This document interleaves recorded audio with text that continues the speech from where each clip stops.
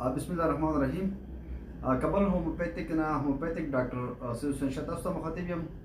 دا مرد د جراثیم چې دي که نه ایزوسپرمیا چې دا په دې باندې موږ خبره کوو چې یاره داسې کسان دي، ډېر شي کسان کال کوي او ډېر شي کسان مطلب چې رابطه کوي په واتساپ باندې او ډایرکټ ټلیفون باندې چې یاره د دې دپاره موږ ته میډیسن نو د هغې دپاره تاسو زه میډیسن ښیم.